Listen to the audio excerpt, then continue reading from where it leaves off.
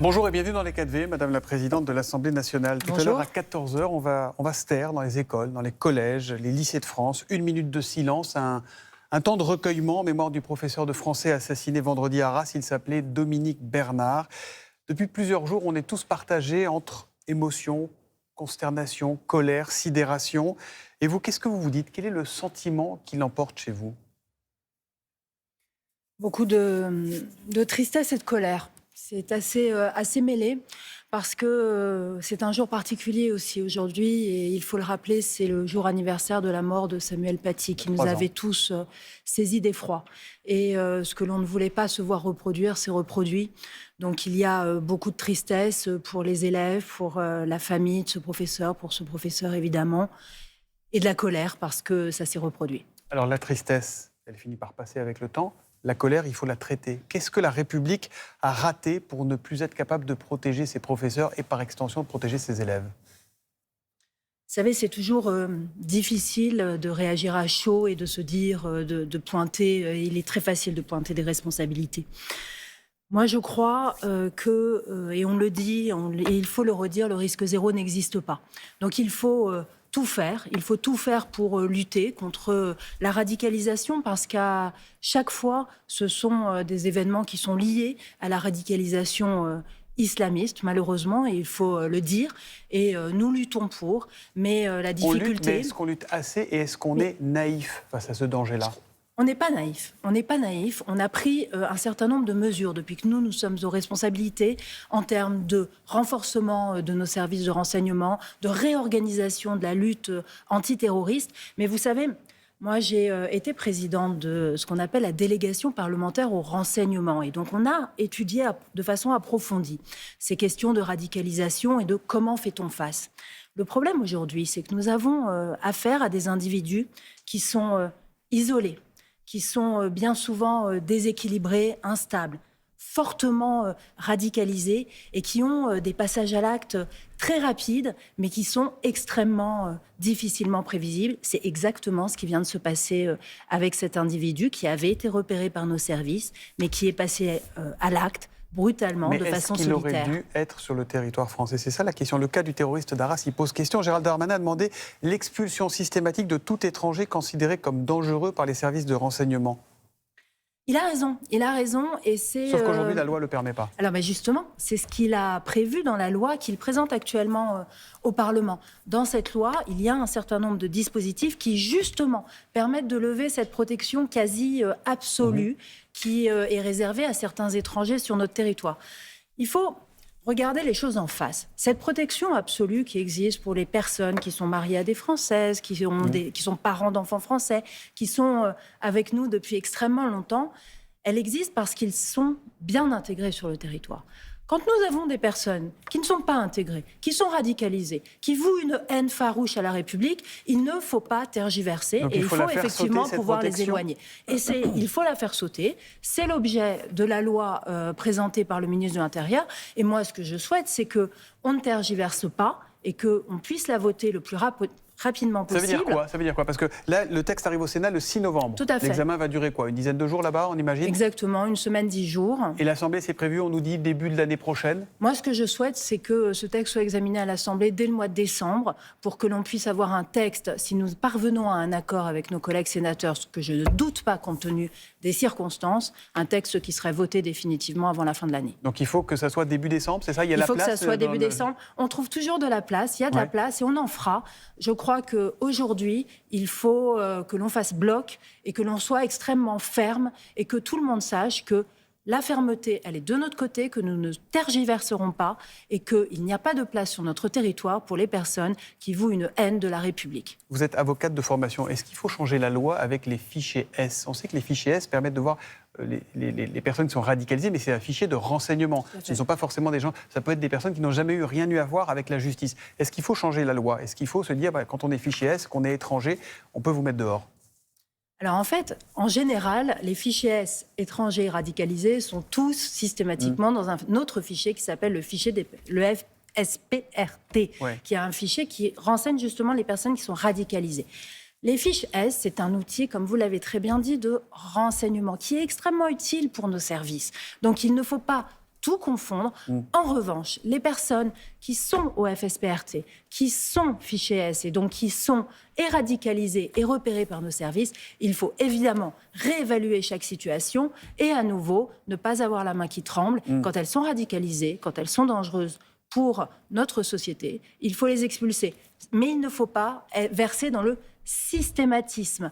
Le fait d'être Donc, en fait, simplement vous dites un fiché... cas par cas, mais plus strict, plus sévère. Exactement. Le fameux peigne fin dont parlait Emmanuel Macron ce matin. Mais exactement, c'est ce que l'on fait déjà et c'est ce qu'il faut continuer à faire. On a complètement réorganisé nos fichiers, on a organisé les croisements de fichiers pour justement ne rien laisser passer. Nos services font un travail incroyablement remarquable et incroyablement difficile. Il faut qu'on les soutienne. On a considérablement augmenté les moyens, doublé les moyens de la DGSI qui a augmenté son personnel de 50%. Et on leur a permis d'utiliser de nouvelles techniques de renseignement. Il faut continuer dans cette voie-là, ne rien relâcher. Mais après, comme je le disais, le risque zéro n'existera jamais. C'est pour ça que notre vigilance ne doit pas être relâchée. On entend la fermeté de votre propos ce matin, fermeté partagée par une grande partie de la classe politique et notamment par la droite. Mais elle a prévu, la droite parlementaire, elle ne votera pas le projet de loi pour l'immigration qu'on évoquait tout à l'heure si le volet des métiers en tension, c'est-à-dire la régularisation des sans-papiers qui exercent ce métier, reste dans la loi. Faut-il sortir ces dispositions du projet de loi immigration, oui ou non ? Je ne crois pas. Je ne crois pas. Il faut les maintenir parce que c'est une loi qui est équilibrée. La logique qui est la nôtre, c'est quoi ? C'est de ne pas faire d'amalgame, de considérer que nous avons des étrangers qui sont sur notre territoire, qui veulent s'intégrer, qui travaillent et qui occupent des emplois que personne ne veut aujourd'hui et qui sont utiles à notre pays. Et ne mettons pas tout le monde dans le même paquet. En disant qu'il y a une urgence que vous décrivez là, depuis une dizaine de minutes, il ne faut pas deux lois distinctes pour que ne serait-ce que le volet sécuritaire soit voté et pas adopté au 49.3. Ça n'affaiblirait pas ce projet de loi immigration s'il passait par un 49.3 ? Moi, je ne crois pas au 49.3 sur ce texte. Moi, je pense que nous arriverons à avoir une large majorité sur ce texte. Il le faut. Moi, je crois qu'il faut passer des paroles aux actes.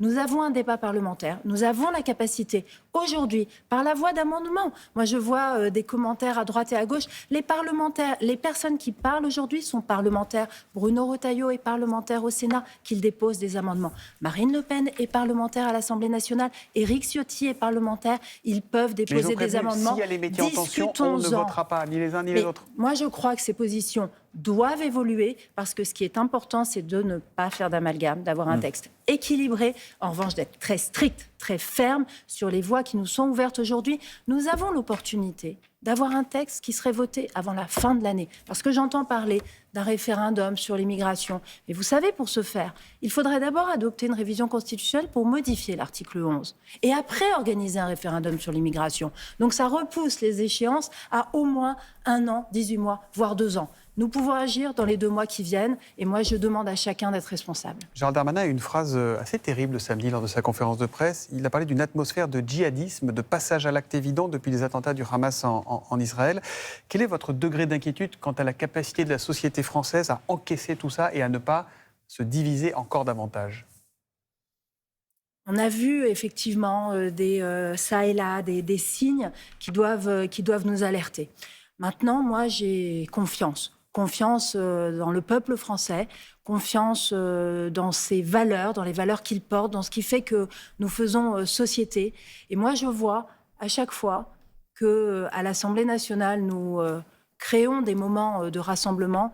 Les parlementaires sont au rendez-vous. Là, il n'y en a pas beaucoup, des moments d'enseignement sur le Hamas et sur Israël. Je vais vous parler de Jean-Luc Mélenchon, je peux vous parler aussi de Mathilde Panot. Oui, mais vous savez, Jean-Luc Mélenchon n'est pas à l'Assemblée nationale. Mathilde Panot y est, la chef du groupe LFI. Elle tient le même discours. Elle ne reconnaît pas le caractère terroriste du Hamas. Est-ce que ça vous pose un problème ?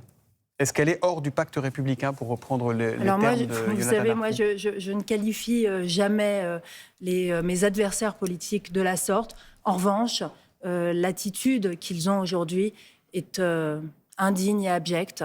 Les actes qui ont été commis par le Hamas en Israël sont, à l'évidence, je ne sais même pas pourquoi nous avons cette discussion.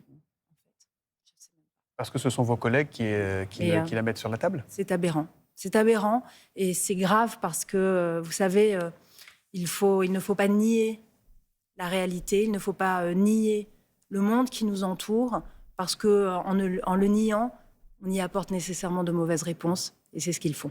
Nous avons très probablement des otages français à Gaza. Est-ce qu'il faut négocier avec le Hamas? Est-ce que la France doit négocier avec le Hamas? Alors, on ne négocie pas avec les terroristes. Le Hamas est une organisation terroriste. Maintenant, nous mettons tout en œuvre pour que nos otages reviennent sains et saufs. La situation est terrible pour eux et pour leurs familles. Et donc, la France ne ménagera pas ses efforts, à l'instar de l'ensemble de ses partenaires européens. Vous avez décidé d'interdire la venue à l'Assemblée d'une militante du Front populaire de libération de la Palestine, le FPLP, qui avait été invitée par une députée de la France Insoumise. Pourquoi ce choix? Parce que cette venue troublait gravement l'ordre public à l'Assemblée nationale. Et il me revient, en tant que présidente de l'Assemblée nationale, d'assurer la sécurité à l'intérieur de l'Assemblée et à l'extérieur, aux abords de l'Assemblée nationale. Et il m'a semblé que, dans le contexte actuel, il était inenvisageable que cette personne franchisse les portes de l'Assemblée, malgré l'invitation surprenante qui lui avait été adressée. Ouais. Cette décision a entraîné un renforcement de sécurité autour de vous. Quel type de menaces vous avez reçues, Yael Braun-Pivet?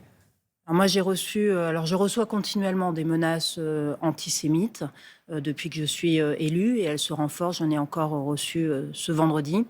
Et auparavant, j'avais reçu des menaces d'attaques terroristes à mon égard, me menaçant de m'égorger et de me décapiter. Vous êtes inquiète ou pas? Je suis soucieuse. Pour vous et pour la société française, Je suis soucieuse. Alors, pour moi, non, parce que je fais de la politique et je sais ce en quoi je crois, quelles sont mes valeurs et quelles sont mes convictions. Et je me suis toujours dit qu'en faisant de la politique, je ne courberai jamais l'échine, que je ne rentrerai pas la tête et que les valeurs que j'avais étaient plus fortes que tout. Et donc, je les assumerai jusqu'au bout. Merci Yael Braun-Pivet d'être venue dans les 4V. Évidemment qu'ici à Télématin, on aura tous une pensée pour Dominique Bernard tout à l'heure, une pensée aussi pour Samuel Paty, une pensée pour Agnès Lassalle, cette prof qui avait été tuée dans sa salle de classe. C'est en février dernier à Bayonne, dans un contexte un peu différent, mais tous les trois sont morts pour avoir fait leur métier. On dira aussi notre gratitude à tous les enseignants du pays. Merci à vous et bonne journée.